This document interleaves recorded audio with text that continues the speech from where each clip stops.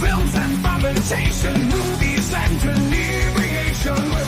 Films and fermentation, comedy mixed with tasty libations. Films and fermentation, with Leo, Catman and Mike.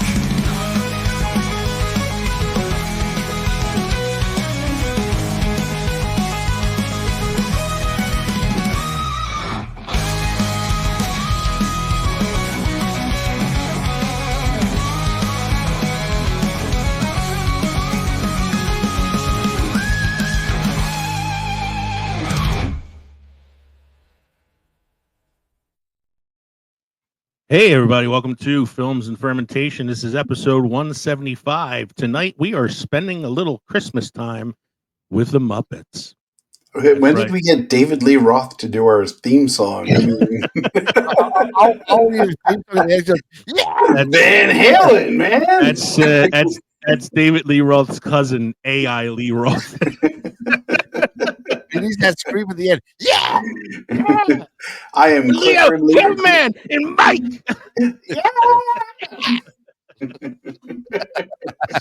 right. We are Films and Fermentation, a movie and alcohol podcast, the #1 pop culture podcast on Good Pods.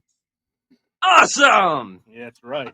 I wonder if we popped up on anybody's Spotify year in review as like #1. We did. We popped up on my Spotify rap as a top 5. Wait, what's funny is it's our podcast, but it was #5 on my most listened to podcast list. Well, I apparently listen to Bad Movies Rule a lot more than our own. Well, you kind of know what the episode's about. See, that's the thing is I don't re-listen to it on Spotify because I listen to it on the editing program the day after we do it. So it's like I already heard the episode. Sometimes I'll go back and re-listen to old ones that I thought were particularly good just because I needed something to listen to on the ride home, But anyway, I'm Leo. I'm Kevin. I'm Mike. We're 3 friends who like to talk shit about movies while getting shit-faced. As I said in this episode, we're diving into the felt-covered, holiday-fueled magic of the best Muppet Christmas specials. It's a world where Gonzo is Dickens, Miss Piggy is a diva royalty, and Statler and Waldorf remind us that sarcasm is the true spirit of the season. These specials are proof that nobody does Christmas chaos better than the Muppets. So grab some eggnog and let's get things started on the most sensational, inspirational, celebrational, Muppetational holiday deep dive yet. This is what we call the Muppet Show. Don't forget to drop us an email at filmsandfermentation@gmail.com or visit linktree.com/filmsandfermentation to find all of our social media and podcast links. Become part of the Films and Fermentation family. We are an independent podcast, which means we are listener supported. So please consider joining our Patreon for as little as $1 a month to receive members-only content like pictures of Mike's feet. Go to patreon.com/filmsandfermentation or purchase our merchandise at teespring.com. You can text us also at 904-867-4466. The Films and Fermentation text line, 904-867-4466. On to the first important moment of the evening. What are we drinking? Mike's feet. No. This is a very special IPA called Mike Toe Jam. It's a Pilsner. It's called Mike's French Tickler. It's a Toe Jam sour. It's on the slate for next year with Quaker Rage and I'll go first. Go for it. I have a couple. I look for the variety packs, but I look for the seasonal variety packs. I got the Trogs, which I think I had last time gathered together, a couple from Trog, and I have Sam. And I pulled 2 out of the Sam winter variety, so I'll be drinking the Sam Adams Winter Lager, Festive and Smooth, the gold can. Because I think there may be... No, that's their winter ale. My bad. Anyway, this is no matter what or how you celebrate this spiced holiday lager's rich malted notes and accents of cinnamon, ginger, and orange peel are perfect for any festivity. I'll be enjoying this. This is a 5.6% alcohol by volume, and then shortly after that, I'll be cracking open the Sam Adams Old Fezziwig. Like the character that inspired it, this spiced ale is warm, festive, and worthy of a celebration all its own. Its full body accompanies a deep malt character, sweet toffee flavors, and rich dark caramel. And this one is 5.9% alcohol by volume. However, this also says it's brewed with cinnamon, ginger, and orange peel. So I guess they had an excess of ginger, cinnamon, orange peel. I feel like I've had the Old Fezziwig before, but I'm not sure. Fozziewig? It's a Sam Adams, so it's a possibility I've had it before, but I'm not sure. Right. I have to go on Untapped and look it up. Mike, what are you drinking, sir? I am drinking a Breckenridge from Breckenridge Brewery, their Christmas Ale, 7.1 alcohol by volume. Nice. I went a different route tonight. I decided that I was going to drink a little something that my friend Mike got me from a birthday. It's an Irish whiskey, triple distilled in a copper pot, so that it is an 80 proof whiskey. And it is called Writer's Tears. And Ooh. I've always fancied myself a writer, but now that I've actually finished a book finally, I can call myself a writer. So I appreciate the irony of giving me a bottle called Writer's Tears, because I did cry a lot as I was writing that book, considering it took 8 months to complete it. It's a very good whiskey. It kicks you in the ass a little bit. It's kind of strong. It is 80 proof. So I am cutting it with a little bit of ginger ale because I do have a 3.5 hour drive to make tomorrow. So, Mike, anything special happened this week? This day, or this week, in film history. This year. Fortunately, we're not live tonight, Mike. So, Well, I went through this week's stuff for film history, and I was having problems getting stuff. So I even went to the weekend. I usually don't use the weekend stuff. I don't know. I went through this earlier, and I was like, "Wow, this is a really good list." Yeah, but it was like one on one day. I had 2 days I had nothing. I'm like, Jesus. It's that dead time. 7 days for this week to get 6 things on the list. It's like that time of year where like you have the in between time between the fall releases and the Christmas releases. So yeah, but there's some good ones on here. So there's some good ones. Yes, in 1979, Star Trek: The Motion Picture, first movie of the series, premieres, directed by Robert Weiss, starring William Shatner and Leonard Nimoy. Definitely not the best. Definitely not the best. Yeah, Veer was the thing, and then definitely not the best one because I feel like it was trying to be sort of like 2001: A Space Odyssey, like really serious, the little psychedelic thing that goes through Spock when he goes out, and yeah. Mm-hmm. The only I only seen it a few times when I was younger. Like the thing that always sticks out in my head the most is the bald chick with the really really short skirt. Mm-hmm. What gets me is I think that's the first time I saw somebody get mashed in like a transporter beam up. That's the I first saw that time in I heard Galaxy somebody Quest.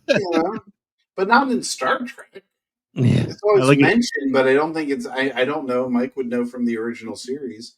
No, I don't ever think expressed like somebody like the only thing the only problem they had with the transporter was it was either down when they can't transport somebody up, or when they did the one time they really had a problem is when they split Kirk in half. His good side, his bad side. But this kind of supports the whole big McCoy doesn't want to go in the transporter. I get it now. Well, they did, kind of show that in Enterprise because they never transported people up. It was only cargo, and when they did, that was like them. Got leaves and shit. I do remember in Next Gen there was the Barclay episode where there was like some kind of creature in the teleporter that was like attacking him. And then there was a one episode where like an ambassador gets assassinated because the transporter was like tampered with or something. And Well, Scotty comes Yeah. back in the next generation because he's contained in a he's contained in the transporter. transporter. In the buffer loop. Yep. Yeah. For loop. Yeah. Oh, technobabble. Yes. I do love in Galaxy Quest though, when they beam up the creature and it's It inside explodes. out, and he's like, "What's going on?" And the alien's like, "The creature is inside out." He said, "Did he say inside out?" And it exploded.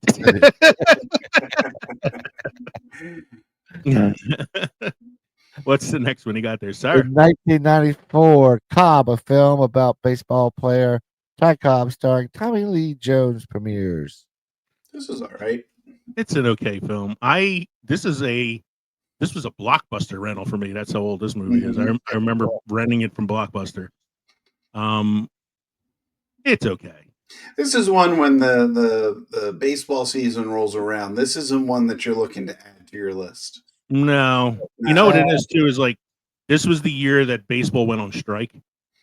Oh, And yeah, so, yeah. with a shortage of actual baseball to watch, we had movies like this, and you had The Babe with John Goodman, and like these baseball like biopic movies that were okay, but not like groundbreaking. You They know, were trying to ride on the coattails of 8 Men Out and Field of Dreams. yeah. I mean, it's Tommy Lee Jones is good in it, but overall, it's an okay movie.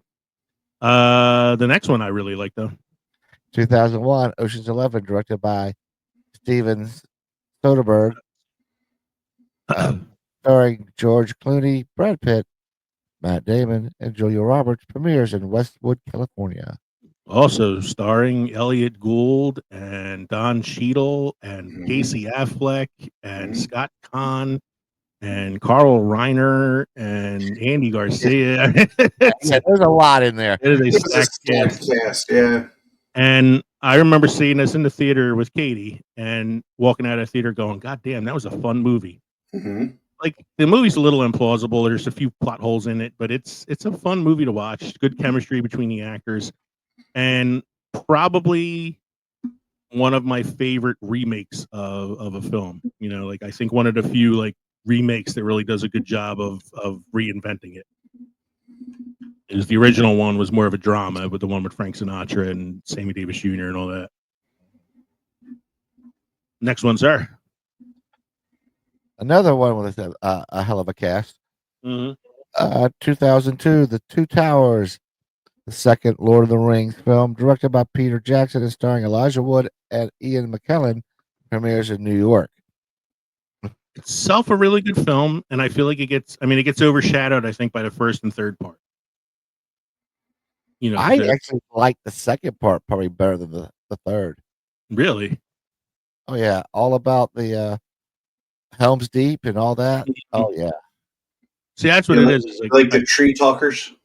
That's the third movie, I think, isn't it? Or did the Ents appear in this second. film?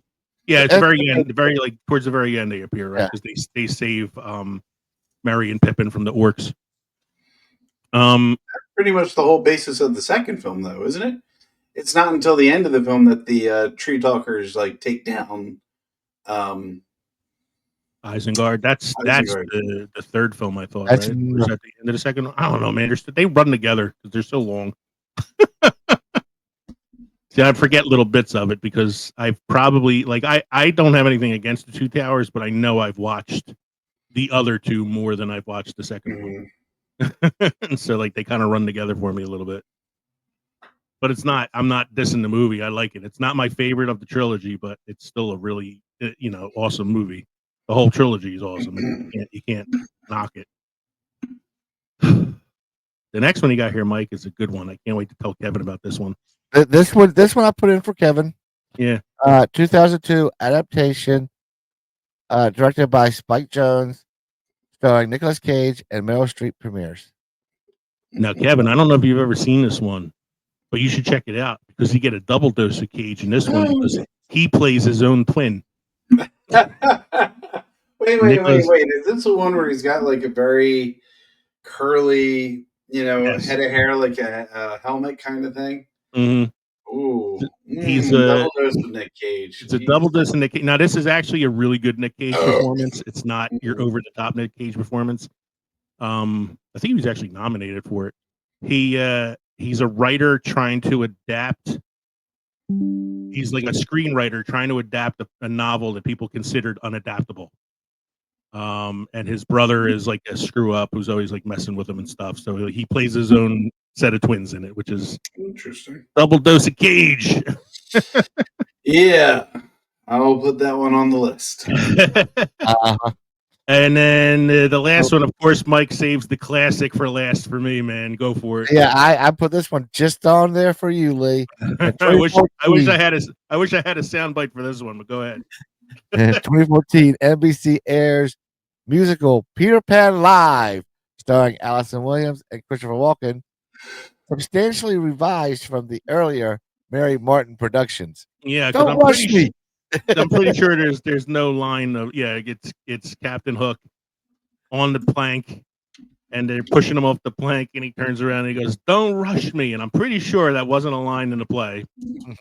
It was performed live on like NBC or CBS or one of those stations, so they couldn't like edit out the mistakes, I guess. Wasn't that the last thing they aired live musically? No, They they've did. done a few more since then. Okay. But I think I don't know if they had as much as that one and the one before it. no, they've done Grease live, they did Peter Pan live, they've done Sound of Music live. Yeah, Sound of Music was before Peter Pan. These That was are the one all with Carrie NBC. Underwood. I think Yeah, NBC I mean, I watched the Sound of Music one only because Carrie Underwood starred in it. Right. This is the best one though, just because of Christopher Walken not remembering his lines. I think my favorite line in the movie is he goes, "Peter Pan has a mother." Wow. Wow. There's a scene where he definitely forgets his lines, and the pirate next to him, the guy that plays Shmi or whatever it is like feeding him lines in a way that seems like he's saying the lines himself, but he's feeding lines. And there's a great scene where they have to laugh maniacally, and he's like, "Ha ha, ha, ha."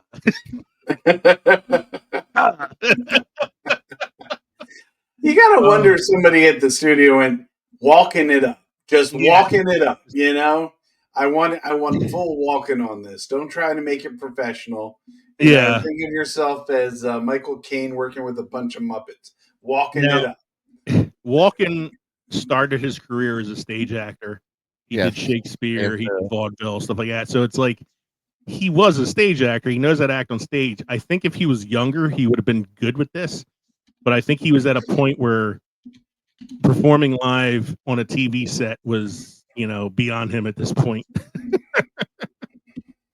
Wow, Peter Pan has a mother. What did I see recently? It was a meme about Peter Pan talking to Captain Hook, and there's an alligator with a clock up its ass. He's had that clock up his ass for 7 years.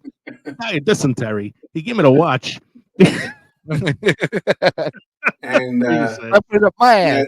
and at a certain point, Captain Hook goes, "Wait, Hook, are you commenting on my head?" He's like, "Well, yeah." He goes, "Jesus, my dad's dead too. Why don't you call me Captain Dead Dad?"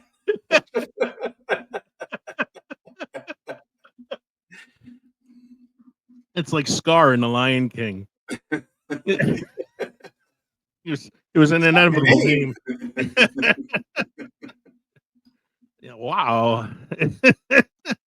Mike, you have any must-try beer or craft destination for this evening, sir? I must try beer. Prost Winter Lager, Prost Brewing Company, Fort Collins, Colorado. One of the many nice things about this golden box style beer is that they left it unfiltered. It's got just a bit of yeast sediment at the bottom of the can that casts a haze in the glass. But this is no hazy IPA. Aromatics are old world noble hops and Pilsner malt. There is a good weight to the palate with a slight sweetness that quickly dried by the carbonation. Pleasant floral flavors dries out the finish without bitterness. This very special 6% alcohol by volume seasonal is available at Brewery Mixer in the Brewery Mixer pack Get your hands on it. Well executed strong lager. All right. So we are going on to our next segment. Beer news is Kevin's news. I figured that's a good way to cover all bases. Beer is good. Beer is Beer good. is good. Give me a Beer is beer. good. I like beer. Beer is good. Yeah. Kevin's beer. Kevin's beer. All Well, right, sir. beer news is good news in this case, gentlemen. One of our favorite breweries around here, or at least it was growing up, was Yingling out of Latrobe. No, not Latrobe. Hold on. Pottsville? It's Pottstown. Pottstown. Yeah. Pottstown. There you go. Anyway, they've made a I didn't even name grow for up here and I know themselves. it. Yeah, I knew it was something. Yingling's going to expand to Illinois in 2025. Pennsylvania-based Yingling, the oldest brewery in America, announced it's expanding to Illinois early next year, bringing its beers to bars and restaurants across the state. Beginning in late January, Yingling brand beers will be available on draft at bars and restaurants in Illinois, with their brews coming to store shelves in the following weeks. For years, we have seen an overwhelming desire for our portfolio from our most loyal fans in Illinois to have been eagerly awaiting the brand's arrival, said Wendy Yingling, a sixth-generation family owner and chief administrative officer at the brewery. We are incredibly proud to announce our expansion into a great beer market such as Illinois in the new year, and the oldest brewery in America. We look forward to upholding our commitment of delivering high-quality beer drinking experiences across the entire state. Currently, Yingling is only available in 26 states, mostly on the East Coast and Southeast. The expansion to Illinois comes after the breweries expanded into Indiana and Arkansas in 2017, Texas in 2021, to Kansas, Missouri, and Oklahoma in 2023. We look forward to continuing our work alongside our skilled partners to bring Illinois residents the rich tradition and quality that the oldest brewery in America is known for, Yingling General Manager Colin Callahan said in a statement. Yingling first opened in 1829 with its flagship Eagle Brewery in Pottsville, Pennsylvania, where it is still headquartered about 90 miles northwest of Philadelphia. So, Illinois, look out! Coming for you. Coming for you. We go from good beer news to bad beer news. Oh, Imprint Beer eliminates its staff and stops beer production in Hatfield, Pennsylvania. Imprint has now deleted the original. Oh, I'm sorry.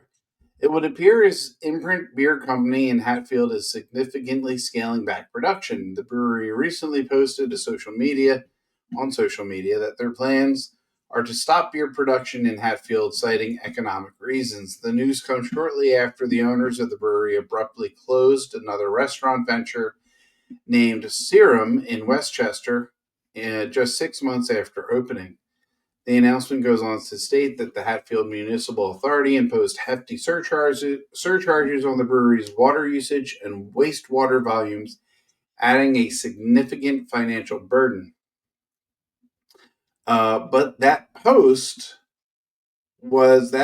of the post from Imprint had been deleted from their social media. I'm sorry, I'm just finding this out now.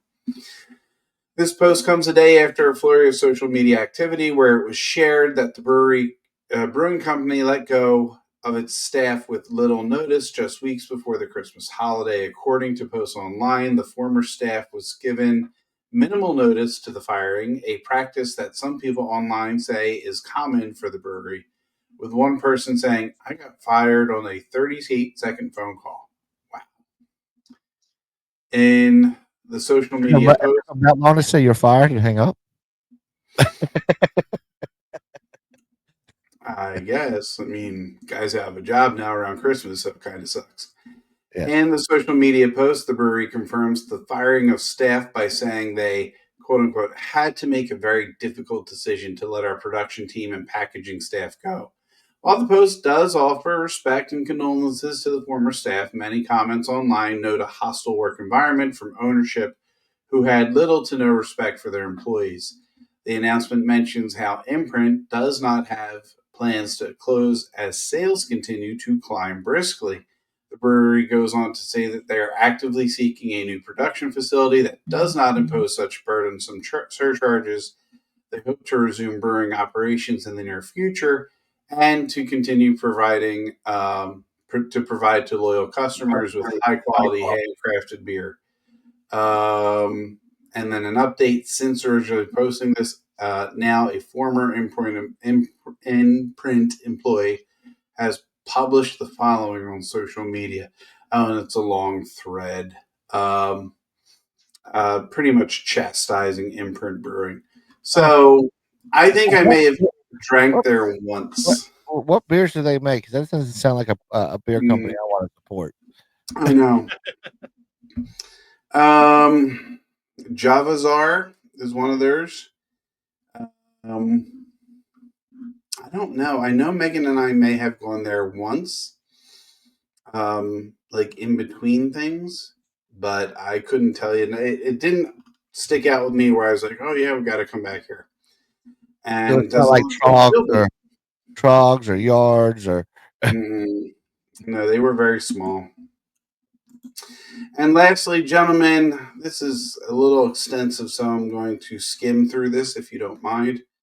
The best 2024 holiday ales and winter beers ranked and reviewed. So Deschutes malts, we'll go with the malty beers. Deschutes Brewery, Jubilale. Let's see, it doesn't give a ranking. It says boozy but dry with some oxidation, balanced and hop character, minimal spice. Oh, there are reviews from like 4 different people. All right, let's not do that. Oak I'm just Union looking at some of the Brewing, names. yeah. Alpine this one, Terror. yeah, this one looks good. Hopworks Brewery, abominable ale. Crux Fermentation Project, Snow Cave Winter Ale, Kings and Daughters Brewing Winter Stout. None of these I'm familiar with. Ninkasi Brewing Slayer.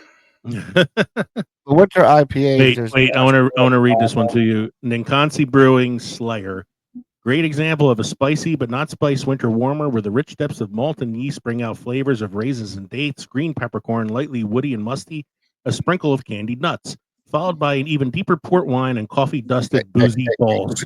Quit talking about my candied nuts, all right? This thing is filled with nuts and balls. Balls. The winter warmer, Mm-hmm. winter ale, Fremont Brewing Winter Ale. I feel like I think I had that one before. That I one think sounds I've had familiar. Fremont before. Yeah. Winter IPAs. Not a big IPA fan. Yeah, we don't have to look at the IPA. Oh, you might like this one. Barlick Brewing, Yippee Kai PA. Oh, Yippee Kai PA. PA. Yeah. Interesting. I would drink it for the name and then be disappointed. I would get a taster of it for the name. Juicy pine fruit. Yeah, I don't know if that's me. Block 15 Hoppy Holidays.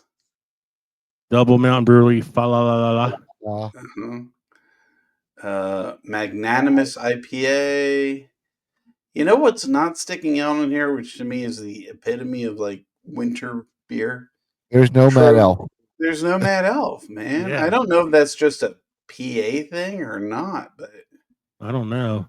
This is. I don't know. Well, the This Binary looks good. Beer Company has one called Arrakis. As a Dune fan, I would try that one. Gigantic Brewing has Krampus Chocolate Stout. I would try that. Here's a German winter warmer called Nicholas from Zeugelhaus Brewery. Beer Lake Brewing's on here a second time. Grains of Wrath. Hail Santa. Hail Santa. Stormbreaker Brewing, the 2025 Winter Coat. All right. Yeah, that's some. It you know me, like I'll drink something for the name and then be like disappointed afterwards. Yeah. I'm with you. Yeah. So I'm that with was you. that was Beer News is Good News, brought to you by Kevman. We're gonna take a quick break, hear some words from Coffee Brothers, and then we'll be right back with our main segment, Christmas with the Muppets. Be right back. I love a good beer, but right now I can use a good cup of coffee. Have you heard about Coffee Brothers? Oh yeah, they're that coffee company out of New York, right? Well, they're more like a coffee wizards of New York City. They source these amazing seasonal blends and single origin coffees. It's like a flavor adventure in every cup. And get this, they roast everything in small batches. None of that mass produced stuff. It's like each bean gets the VIB treatment. VIB. Very important bean. Sounds fancy, but is it worth it? Definitely.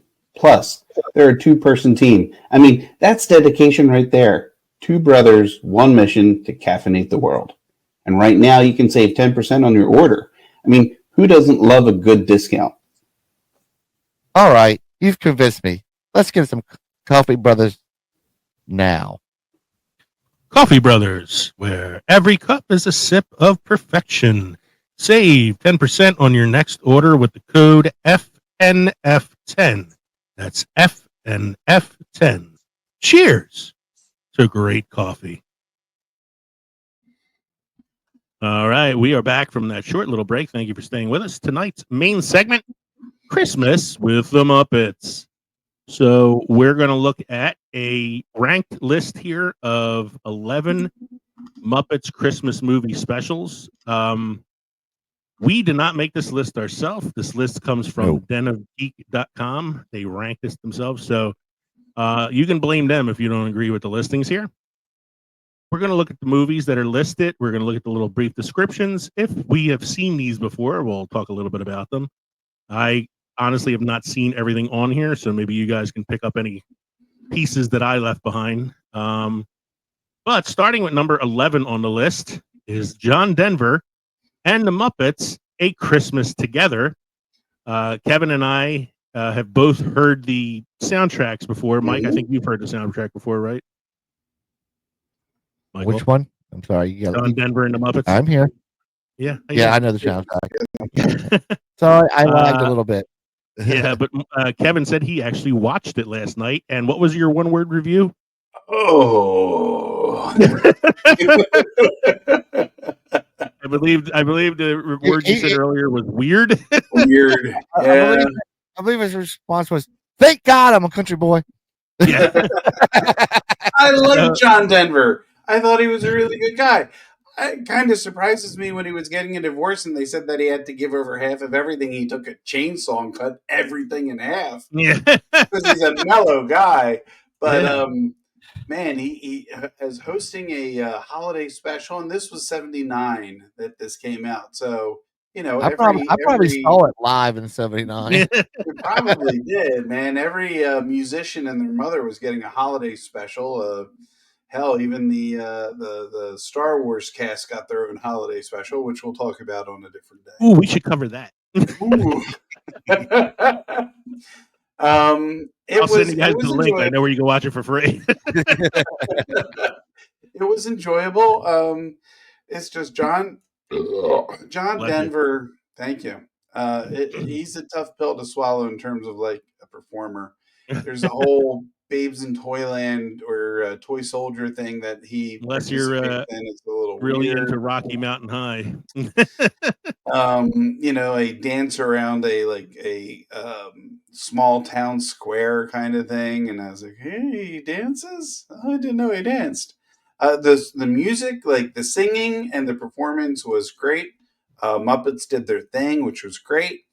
And I got to hear the songs that I had heard on the record at Christmas time in my house. I could almost smell the gingerbread men baking in the oven by watching and listening to it. I love this album. This is one of the albums that when I go to play Christmas music, it's this. It's the time life, traditional Christmas songs, and this has to be put on there. So, So I'm gonna play. I'm gonna play a 30-second clip okay. of the Muppets and John Denver singing "We Wish You a Merry Christmas," and I'm only playing 30 seconds of it because the best joke in the song happens at the 30-second mark. So let me just play that for you real quick.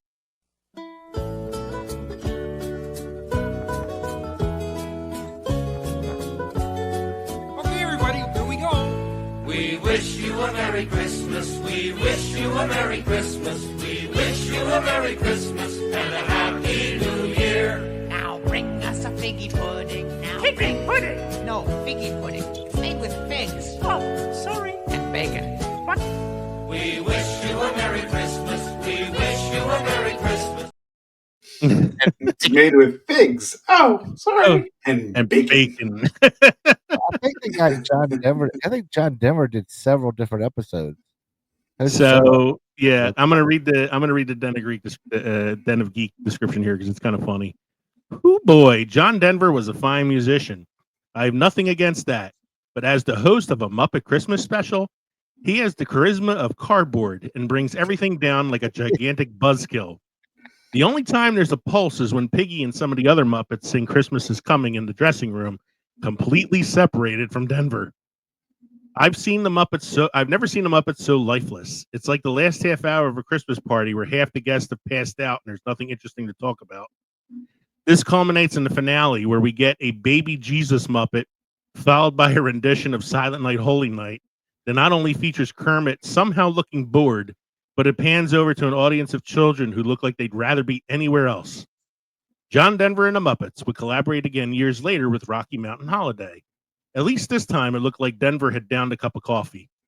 Luckily, that was more about summer than the holidays, so we don't have to cover it here. How does Kermit have a bored expression? He's got one expression. Yeah, that's what he said. Like somehow Kermit looked bored. It was like the guy who had the puppet was just like leaning the head over. Like There's a scene in it where Kermit's talking about, being away from his home for the holidays, and John Denver starts to break out into song, and the whole number ends, and the camera's panning out, getting ready to go to commercial from DuPont. John Denver's petting the back of Kermit's head, and I'm like, okay, I don't think Kermit's a big one for petting, Plus, when you think about it, he's actually just caressing another man's hand. It's in the script. Leave the man alone. Yeah.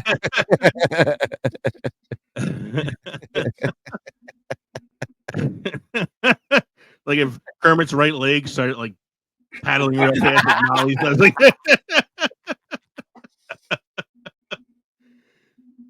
number 10, Lady Gaga and the Muppets Holiday Spectacular from 2013.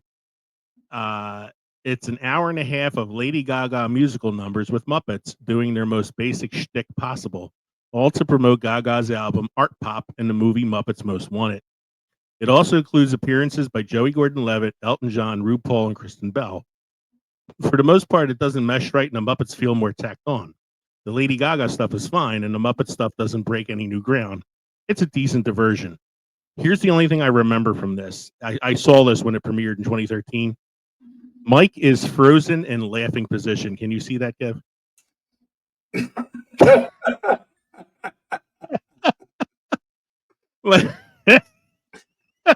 I wish. Did you get a screenshot of that? I didn't have time. I just noticed it. No! I noticed it right before he locked. I'll get a screenshot of it later when I edit the program.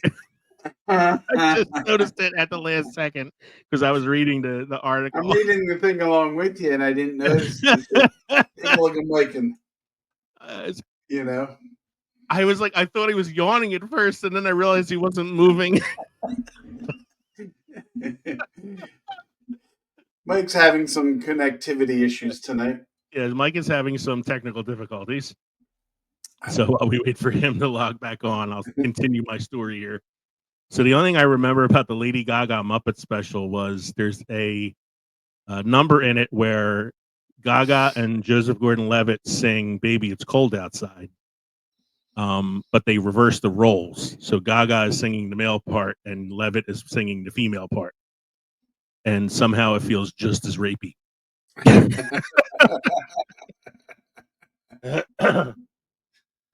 Mike is saying his internet connection went down. I don't know if we're getting him back tonight. Where we at here? Yeah, I'm looking. I just got the text now too. Yes, Michael says my internet connection went down. A likely excuse. We'll continue on as we wait for him to come back. I think you and I can handle this for now. I think we can do a little bit. Yeah. Progress. I'm gonna move on because the Lady Gaga one is just really weird. Sure. The 2009 one is not that bad. I remember this one as well. Muppets Christmas Letters to Santa. So it's Santa letters that kids wrote, being read by the Muppets as well as some celebrities who make cameos on the program. Okay. It was a cute special. Can make out Whoopi Goldberg, Nathan Lane, and I can't. So it says falling into the cracks is one of the last major Muppet projects before the 2011 movie gave the property a new lease on life. In this special, the Muppets all live in the same New York City apartment building along with their neighbor Claire. Gonzo promised to drop off her letter to Santa at the post office, but due to a wacky mishap, it ended up in his back pocket. Or ended up back in his pocket, rather. Not that it would have made such of a difference, considering it was already Christmas Eve. But this is the plot they're going on from there. From there, Gonzo, Kermit, Fozzie, and Pepe try to figure out various ways to get Claire's letter to Santa in time before deciding to take a flight to the North Pole. There is a good idea in there, but it overall feels a bit bland and like it's going through the motions. The final minutes with both the resolution of how Santa gets the letter and what Claire asked for feels uninspired. There are celebrity cameos, but they are very hit or miss. For instance, Whoopi Goldberg gets to be on the cover of the DVD, despite having about 10 seconds of screen time as a jokeless taxi driver. It's not awful, but it feels so generic that you can understand how necessary it was for the franchise to get its big shot in the arm afterwards. On the upside, it was directed by Kirk R. Thatcher, who would go on to be violently burned to death by Man-Thing and Werewolf by Night.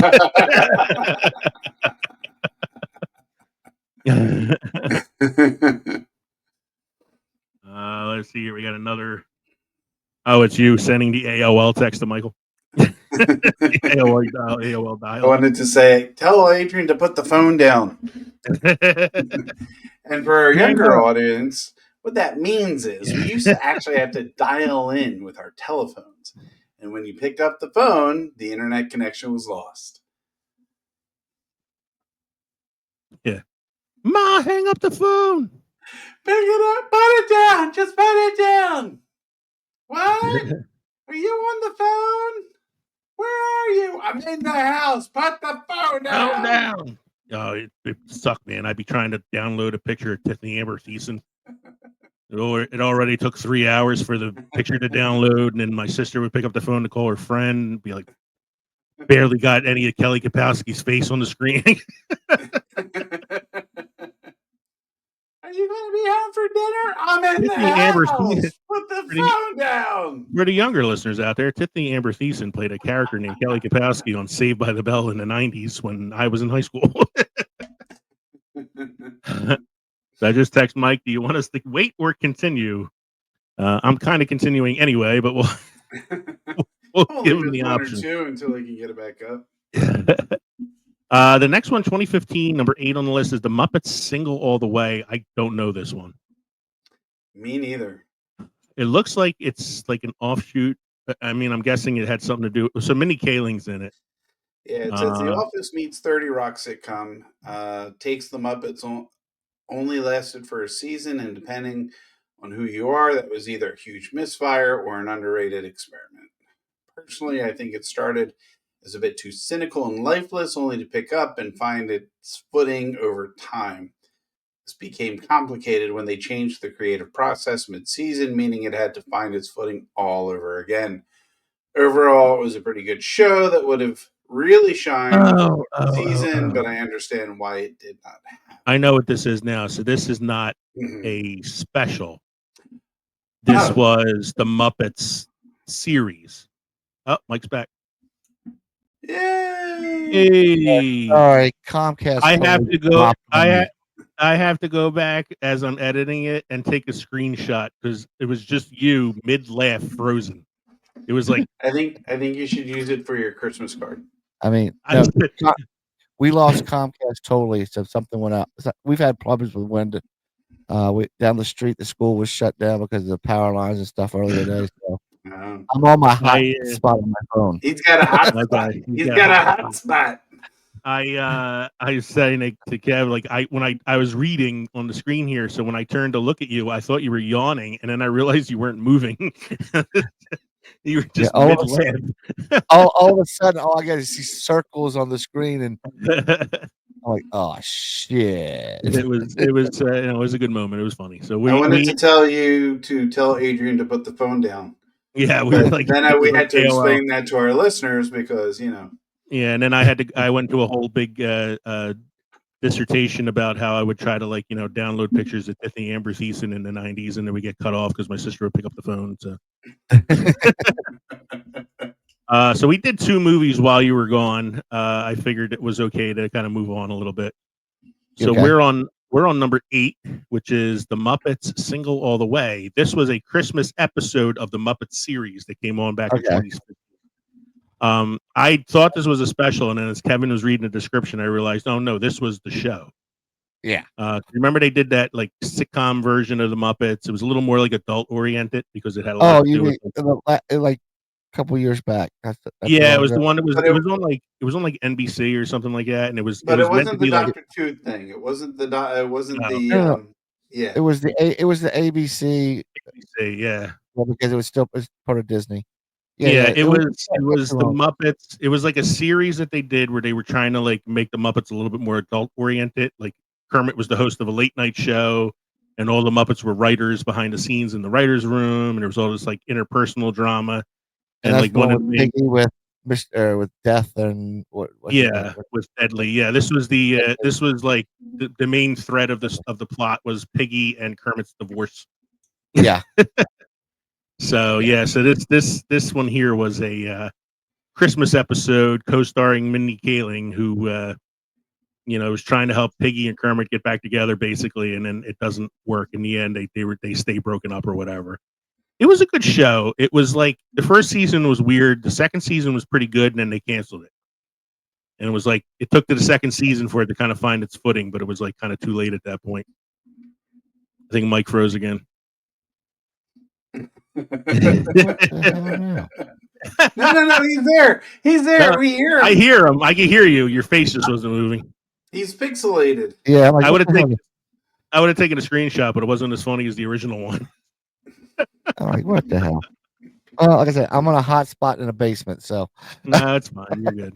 We can hear you, so if you freeze, it's okay. We can still hear you. So, number 7 on the list is one of Kevin's favorites. I think, right? The Christmas Toy from 1986. Christmas toy. It is it is the original Toy Story before Pixar took it and made it into something of theirs. And don't get me wrong, I love the Toy Story movie. It's great. I'm a Woody and Buzz fan, but this was it. This was the original. he likes wood. That's right. Yeah. This was the original. This was, Christmas and a toy. A stuffed tiger named Rugby, who was the brand new toy the Christmas before. He thinks he's hot. Oh, sorry, forgot being bleeped. He thinks he's hot stuff. And he's prepared to be hot stuff for the second Christmas. And they're like, no, that's not how it works. She's gonna, your owner's going to get a new toy, and that's going to be the hot thing, and you're just going to fall down with the rest of us down here. And he was not willing to accept that. He was not ready to lose his reign, aka Woody. So I'm going to read you the IMDb. This is the IMDb synopsis of the Christmas Toy. I'm going to leave the character names out, and you will see how similar the plot line is to Toy Story here. The toys in the playroom magically come to life when their owners aren't looking. On Christmas Eve, as the toys eagerly await the arrival of a new toy, the main toy plots to make sure he remains the favorite. Well, Now let's think about that's this. leaving out the names. That's leaving out the names. If I put the names Look in, at this. yeah. This is a little known Muppet I'm sorry, what was that? Christmas Well, no, special. oh yeah. Disney owns the Muppets. They're like, let's make a fucking movie. Yeah, let's make a Toy Story movie. Yeah. Yeah. So Now, what I the- like in this Den of Geek, the second paragraph, is where Mhm. it goes into the breakdown. The big Oh yeah, difference. I know. This is I what was gets to reading. you. It was What making me makes laugh. Christmas toy work is what Pixar didn't copy for Toy Story. For instance, there's a danger that if a toy is seen and not in the exact spot where they left it, they will die. Even if the parent finds the toy lying around and figures one of the kids dropped it in the hallway, it doesn't matter. The toy is dead. This leads to moments where the toys mourn a mentally impaired clown doll that is shockingly dark. There's death in this one. Death if you Nothing are says seen, Christmas tidings like death like of dead toys. toys. I like this one. The next paragraph goes. Another highlight is Can't Mew. A catch cat. anything I said earlier. Yeah, you said it was a Disney thing, and that's they had the right to remake it as Toy Story and all that because Disney Well, owns the property. Yeah, and all that stuff. it makes sense. I mean, come on. Yeah, The story's already there for them. They don't have But to make it did up. they have those rights when Toy Story came out? What year did Toy Story Yeah. come out? yeah. They Toy Story owned was Muppets for years. so Toy Story came out in the late '90s, and They I think owned the that Muppets in the 80s. they purchased the Muppets earlier. Next, I remember there being like a Muppet attraction at Disney World when I went there in the '90s. So, Okay. yeah, so They they had owned owned it for a little while now. The next paragraph goes. Another highlight is Mew, a catnip mouse who is looked down upon for being a cat toy, but is one of the only likable characters. As sidekick to the protagonist Rugby Tiger, Mew is endearing enough that you almost wish he could have been edited just a little bit more so that he would have been the main character, because Rugby is kind of awful. I like how the author of this article just doesn't hold back on any of these shows. The next one is number 6, Mr. Willoughby's Christmas Tree from 1995. I've never seen this one, but considering it stars, cocaine era Robert Downey Jr., I kind of want to see it. Like this is cocaine era prison sentence Robert Downey Jr. Ooh. kind of curious about this one. Every now and then you come across one of those too weird to exist pieces of media, and by God, this is one. Hosted by Kermit, we visit the mansion of Mr. Willoughby, an eccentric millionaire played by RDJ. As charismatic as Willoughby is, including his obsession with finding the perfect Christmas tree, our titular rich guy is but a supporting character. There are two main storylines going on here, and one of them is how Willoughby is trying to set up his butler, played by Leslie Nielsen, with the maid, played by Stockard Channing. Meanwhile, there's a mouse family living in a mansion who also want to go out and find a perfect Christmas tree. It just so happens that every time they're about to cut off the top of the tree to make it their size, something happens and they end up seeing how different people and creatures celebrate the holidays, all the way to the trippy Christmas for owls.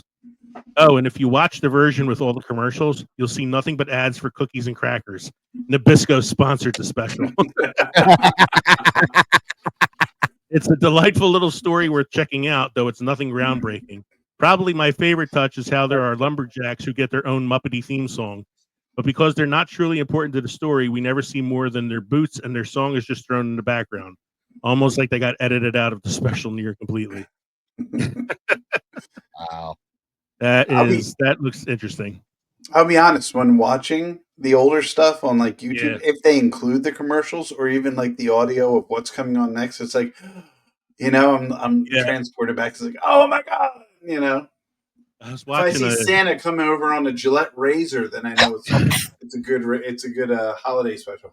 I was watching something recently. I don't remember what the hell it was, but it took place in the 80s, and they were eating Doritos out of the old, like, red, blue, and yellow Dorito bags, and I was like, oh, wow.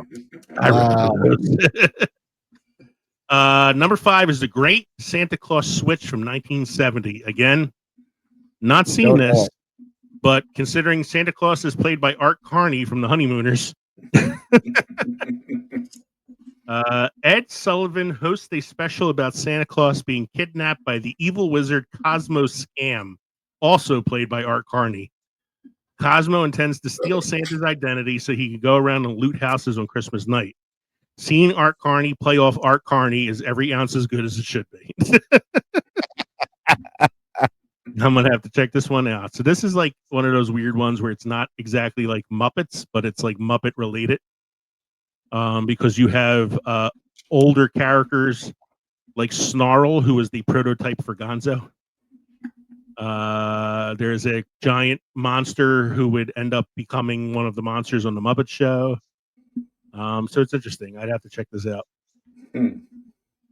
Number 4 is It's a Very Muppets Christmas Movie from 2002. It's the Muppets version of It's a Wonderful Life, which means I've never seen it. And I've seen it and went, eh. It's like you're never going to get me to watch It's a Wonderful Life. Why would I watch the Muppet version of It's a Wonderful Life? Because it's got David Arquette and Whoopi Goldberg. Oh, you had me at David Arquette. Was he WCW champion at the time he did it? I know he was an angel, and he went to God. Whoopi Goldberg to help. It says in the description of the movie, celebrity appearances include Joan Cusack, Matt Lillard, William H. Macy, Carson Daly, Triumph the Insult Comic Dog, and WCW champion David Arquette. Wow. Parodies of Moulin Rouge, the Live Grinch movie, Steve Irwin, Miss Cleo, and so on. Wow, that's like that is about as 2002 as you can get. Yeah, they went Moulin really Scrooge. Moulin Scrooge, yes. Joe Cusack was the bad guy. It sounds pretty trippy. So wait. Due to it being made in 2001 and coming out in late 2002, there's an unintentional moment of notoriety where Kermit visits Piggy in a reality where he was never born. Outside her window, we see the New York skyline, which includes the World Trade Center. Basically, in other words, Kermit's very existence somehow caused 9/11.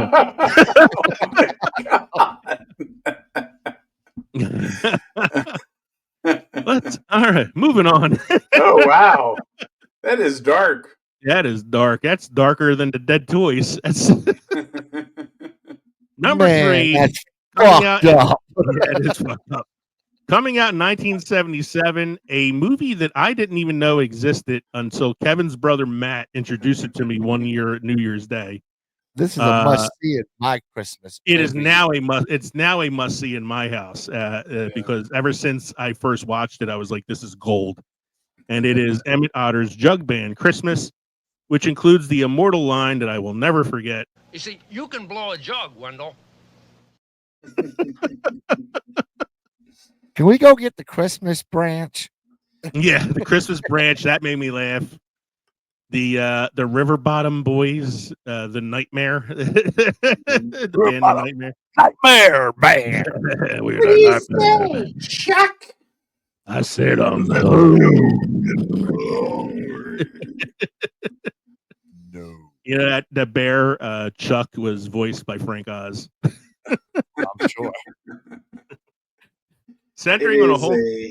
Yeah, go for it. What are you gonna say? I was just gonna say it's essentially because people listening may want to know it's the gift of the Magi. Yeah, it's the gift of the Magi. Between, a mom and her son. Yeah, it's an adaptation of O. Henry's Gift of the Magi. It's based on a children's book that was itself based on Gift of the Magi. Yep. It's basically like Muppets adjacent because Kermit plays the narrator in the film. Mm-hmm. I mean, otherwise it's all original characters. Which he did with the Christmas Story too. I think he was the narrator for that as well. What are you gonna say, Mike? No, I was just agreeing with you. Yeah, so centering on a whole Christmas special around a widow and her son barely scraping by in poverty can be hard to get through, even if they are adorable otter puppets. We get a quaint and heartwarming little story, but one that I can't really sit through every single Christmas. I can. I can. Jesus. Maybe if you just skip maybe you just get right to the talent show and things start to pick up. How do you rank this at number 3 and then shit on it? The story here is that Emmett and his mother are poor, and while they work fixing jobs up and down town or doing laundry, respectively, Others take advantage of them and are having trouble scraping by. The fact that Christmas is coming adds a magnifying glass to this. There's a talent show coming up with a huge grand prize of $50, and both Emmett and his mother secretly intend on competing. From there, it becomes kind of a selfish gambling version of Gift of the Magi. Emmett ruins Ma's wash tub to create an instrument, and Ma sells Emmett's toolbox for a flashy dress material. It's depressing enough that you know it probably won't end well, but it's also a Christmas story, so it probably will. In the end, it's a charming little special that has some great sets and props that make up its environment. More than anything, it teaches us all the true meaning of Christmas. A pretty girl dancing to jug band music. So there is something I do agree with in here. I think it's pretty a pretty innovative special. Yeah. Because there were a lot of things in this that you hadn't seen before with like the Muppets and puppets in general. So there's a scene with Emmett and the mom walking that you see from a distance, so you can actually see their legs and you see them like It's like stop a marionette. There's Yeah. scenes with like them skating on the ice. The rowing, actually. The rowing You know, was a pretty good one. Yeah. Even Yeah, like there's a lot. playing the instruments and all. I think it was Yeah. filmed really well. It was And done it has. well. Go ahead. What you say? I was going to say the marionette, because it wasn't just using a marionette, it was using the marionette, but also doing what the Muppets do with the hand puppets, where, you know, the head's moving and the mouth is moving, which you can't do with the marionette, you know? Yeah. Not to my knowledge, at least. And then there's also like it's just really well filmed. I think it was pretty innovative, and it has a really fun blooper reel online. Yes. It's like watching the bicycle scene in the Great Muppet Caper. Was that it? Yes. Was Yeah, it, right? exactly. It's like, how'd they do that? No, They're was it the freaking Muppet? puppets. They do it in the Muppet Caper, and then in the Muppets Take Manhattan, they do the tandem bike with Piggy and Kermit. Oh, that's right. And it's like it's a really cool effect. And I'm like, yeah, this is probably where that started. Is you know Jim Henson's puppet company just like innovating things. Plus, again, like I said, it has the immortal line. You see, you can blow a jug, Wendell. Which the first time I heard that, I lost my shit and couldn't stop laughing for like 20 minutes. And you can blow a jug. Leo. Yeah, it came to me last night as I was rewatching this with my wife that the reason I find it so funny is that out of context, it just sounds like an insult. Like you're telling somebody to go like fuck off. Like you can go blow a jug. You can blow a jug, Wendell. The next one is number 2 on the list. Yeah. What's the song? Ain't no hole in the wash tub. Ain't no hole in the wash tub. I like the other song they sing, the Brothers song. Brother. It's like the Muppets version of "Oh Brother, Where Art Thou?" Before "Oh Brother, We're Out There." Yeah. So on the next on the list is number 2, A Muppet Family Christmas. I love this movie. I was saying All to Megan last night, I hate the fact that, you know, I watch it on YouTube, and I'm thankful that it's on YouTube. It's pixelated to all hell, so it's really not clear, and you will never find it available for purchase, for streaming, for anything, because it's in rights hell, you know. It says it here in the first line: "A Muppets Family Christmas was too beautiful for this world, legally. Stupid rights issues." Yeah. So, like, you have a crossover here because you get the Sesame Street characters, you get the Fraggle Rock characters, the Muppet Babies. So, Sesame Street and Fraggle Rock are owned by HBO, and Muppets, the Muppet cast is owned by Disney. Mm-hmm. And I don't know where Muppet Babies fall in. I think they I don't know either. I think they were ABC. Well, I remember watching them when I was a kid, watching the cartoon series, and cartoon series was on Fox. So I don't know if maybe Fox owns the right to them or something. Which means Disney owns them again. So yeah, I'm sure at some point Disney will find a way to regain the rights to this. But I'm looking at some of the plot threads that it has here. Is Miss Piggy stuck in a blizzard? Swedish chef is trying to cook Big Bird. Fozzie's doing comedy with a living snowman. Doc gradually warms up to all the weirdos. Oscar the Grouch pals around with Rizzo the Rat. That seems like a match made in heaven. So is Animal this one becomes infatuated with Cookie Monster. Doc meets Bert and Ernie in a hilarious moment in the film. Yeah, I'm gonna have to try to find this on like YouTube and watch it. It's on YouTube. You can watch it. Yeah. This is what I was watching last night, and I have some questions pertaining to it, which I mentioned to you guys earlier. Okay. We see the Muppet Babies on here. Mhm. We've watched the Muppet Babies. We know that they are the Muppets being taken care of a woman named Nana, who we only see her legs. But this is taking place in Fozzie's mother's home. So why was he there at Nana's house? Was it a daycare? He's What a was- single mother. She had to go to work, so he was in daycare. Yeah, come on now. Never meet Fozzie's dad. Fozzie's dad. Come on. Gonzo was a weirdo from outer space, so he had no parents, so he was in daycare. Scooter and Skeeter. I don't know whatever hell happened to Skeeter. Like I said, I think she got into like fell into the wrong crowd. My question would be like, well, doesn't Muppet Babies like throw out the whole Muppet movie and how they met?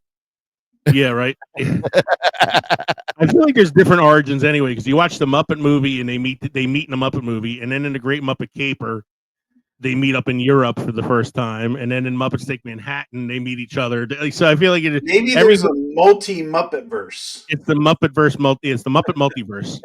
The Muppet verse. It's like every Muppet movie is an origin story. Oh, so it's Spider-Man. Even if you watch the Muppets, the newer movie with Walter, or the little Walter character, it's like another origin story. So yeah, but this one, Those poor Fraggles were passing this rock around for 35, 38 years. Yeah. They give it to Robin. Robin's just like, yeah, I'll take it, thanks. And he leaves. The rock is gone. The pebble's gone. They can't gift exchange it anymore. It's all done. I feel like at some point this will end up being re-released. I'm sure Disney will get all the rights. Robin gives it to Grover. Grover's never going to find the freaking. Well, because Grover's always going near and far. Near. Far. Near. Far. And that takes us to number one on the list. The one that should be number one on the list because it is amazing. It's The Muppet Christmas Carol from 1992, starring Michael Caine, who said in an interview that he pretended that he was acting with human actors, which is why the movie is so awesome. Because Michael Caine did not act with Muppets; he acted with who he believed are real people. So he took it all very seriously, and has said that it is one of his favorite film experiences. And you can tell watching it that he is enjoying himself. So really, this had to be number one as the first Muppet movie after it's the first. Yeah, it's the first. What's that? It's another must watch every Christmas at my house. Oh yeah, I agree. It's a must watch for me too. As the first Muppet movie after Jim Henson's passing, this one proved that it could work and live on and thrive without him. Even with the pratfalls and humor, the whole thing takes itself seriously enough that it hits the right balance. Yes, we get to constantly watch Rizzo fall from great heights and get horribly burned. But at the same time, Michael Caine is acting his ass off. Kermit plays it completely straight the entire time too. There's even brilliance in making the three ghost Muppets, but not established Muppets. While I would have loved Lou Zealand as the fish-throwing ghost of Christmas Past, I'm way happier with the creepy and ethereal child spirit giving Scrooge all the feels. The Braun Strowman ghost of Christmas Present isn't so bad either. There you go, a little WWE reference for you there, Mike. If you want to see a great adaptation of Christmas Carol, but don't want to see Bill Murray go on a crazed rant, this is where you go. Everything hits in this movie. The soundtrack is filled with bangers. The pacing is on point. The Muppets are mapped to the Dickens character's perfection. The lingering shot of a slightly confused Sam Eagle after breaking the fourth wall makes me laugh every time. On the opposite end, it is a soul-crushing to see them pull no punches with the Tiny Tim death or Robin's death by showing Kermit and Piggy is completely shattered and hopeless. But on the upside, they do show Bean Bunny suffering a lot. Good. I hate that guy. Jesus. You were the worst of Muppet Vision 3D, and I'm the only one with the guts to say. The author of this article on Den of Geek, his name is, I got to get the author's name because this was a fun article. Gavin Jasper on Den of Geek, who published this article December 22nd of 2022. It's ranking every Muppets Christmas special and movie. Christmas and Muppets, a tale as old as time. So, The best Christmas movies and specials the Muppets have to offer. so did I miss Muppets Letters to Santa on the list? Yes, you missed the Muppets Letters to Santa one, I think. Not a big one. Not a big miss. Megan will insist, though, if you are watching the Muppets Christmas Carol, that you go to the extras and watch the original long version. Yeah, because there's a song that's cut out that's in the original version. Mm-hmm. That's really good. And it ties into the final song, too, because it's the same thread line. Mm-hmm. So it's The Love You Found. So the song that's cut out is The Love You've Lost. And then at the end, it changes to The Love You Found. And in fact, I have a little 20-second clip of that. God bless us. God bless us, everyone. The love we found, the love we found, we carry with us, so we're never quite alone. Hot take. This is one of Michael Caine's best performances. Oh, yeah. I love, what did I read? Michael Caine treated all the Muppets as if they were real actors.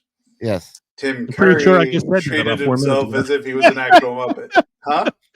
Pretty sure I said that about 4 minutes ago. I know, but I wanted to chime in, but you guys don't take a breath. I wanted to say Michael Caine treats this like all the Muppets are actual actors, whereas you got Muppets Treasure Island, where Tim Curry treats himself as a Muppet. So it works both ways. I was Whatever gonna say, works for the actors, you know. Like I love Tim Curry in Muppet Treasure Island. He gets a great performance too, but I can see it now that you say it. Like, do you know what my favorite joke in the Muppets Christmas Carol is? It gets me every single time. The pigs going. No, it's the introduction of Jacob and Bob Marley. The Marleys. The fact that his name is Bob Marley gets me every time. So since this was we're Marty and Marty. Since this is number one on the list, I thought it'd be fun to look at another list. This is from Ranker, so we can actually vote on these quotes if we like certain ones. Not if I want to stay on. I can't. Yeah, Mike's fighting with connectivity issues. So and there's something glowing on Kevin's screen. What am I looking at? What are you shining at me? So this is the Ranker list of the best quotes from the Muppets Christmas Carol. Number one on their list is the absent-minded Ghost of Christmas Present. Scrooge says, "You're a little absent-minded, Spirit," and he goes, "No, I'm a large absent-minded spirit." To go on. It's gotten colder is the next one. Kermit says, "If you please, Mr. Scrooge, it's gotten colder. The bookkeeping staff would like to have extra shovelful of coal for the fire." Rat number one, "We can't do the bookkeeping. All of our pens have turned to icicles." Rat number two says, "Our assets are frozen." Ebenezer Scrooge says, "How would the bookkeepers like to be suddenly unemployed?" And the rat's singing, "Heat wave this island in the sun." It's a tropical heat wave. "My name is Charles Dickens." "My name's Rizzo the Rat." "Wait a minute, you're not Charles Dickens." "I am too." "No, a blue furry Charles Dickens who hangs out with a rat?" "Absolutely. Charles Dickens was a 19th century novelist, a genius." "Oh, you're too kind." "Why should I believe you?" "Well, because I know the story of the Christmas Carol like the back of my hand." "Prove it." "All right. There's a little mole on my thumb and a scar on my wrist from where I fell off my bike." "Nah, don't tell us about your hand. Tell us the story." How does he do that? Yeah. "Boy, that's some scary stuff. Should we be worried about the kids in the audience?" Gonzo, "No, it's all right. This is culture."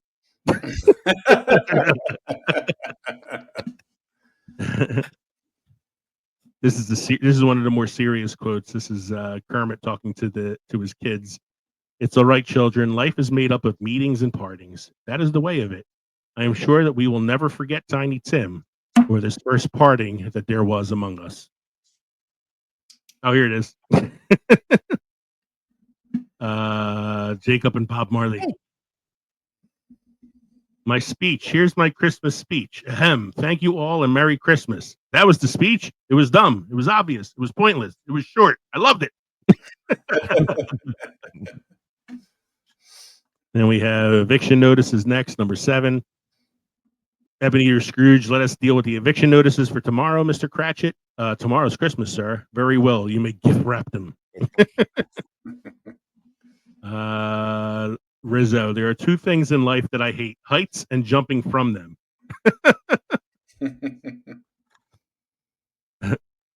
Mother always taught me never eat singing food. Oh, it's when they see the apples are like singing or something on the cart. I like that. I like the visual one where Rizzo like comes over the fence and forgot his jelly beans and starts walking through the fence to get them.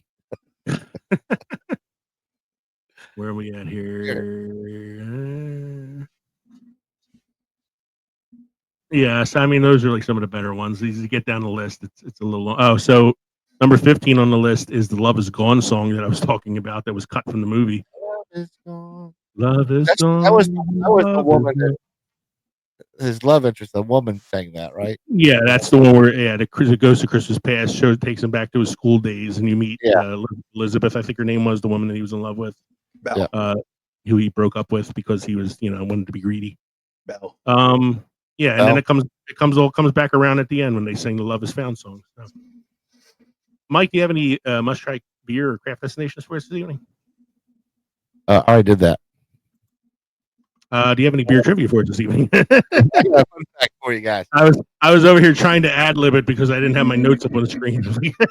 So this was not planned, but it works out that Yingling Brewery in Pottsville, Pennsylvania, is considered the oldest brewery in America.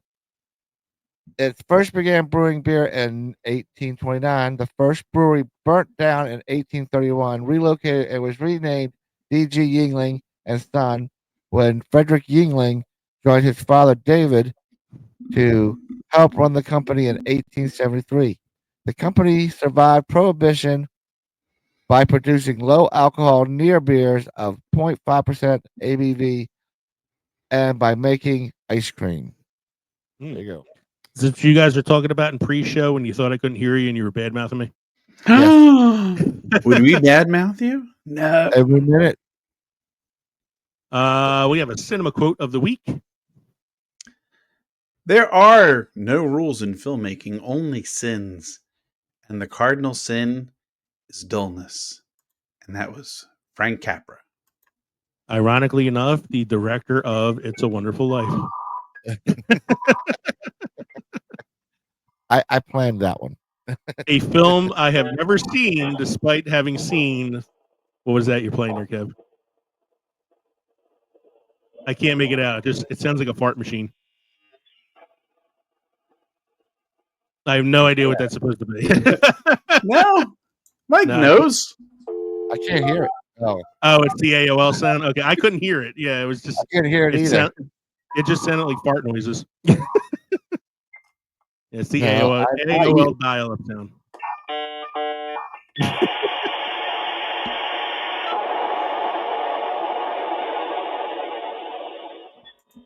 Sorry about that.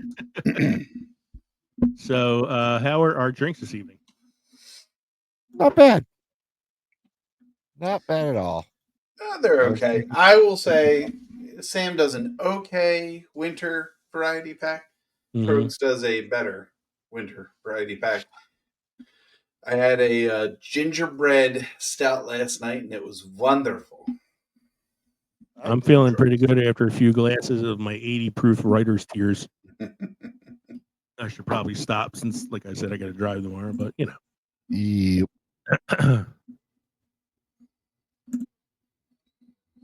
All right. So thank you, everybody, for joining us tonight for episode 175, Christmas with the Muppets. We hope you enjoyed listening to this podcast as much as we enjoyed recording it for you. Don't forget, you can shoot us an email at filmsandfermentation@gmail.com or visit linktree.com/filmsandfermentation to find all of our social media and podcast links. You can even support us on Patreon at patreon.com/filmsandfermentation or buy merchandise at teespring.com. Or text us at 904-867-4466, the Films of Fermentation text line. Don't forget to stop by the crossroads between Pickled and Fermented next time around. We're continuing our Christmas-themed episodes as we head into the holiday season.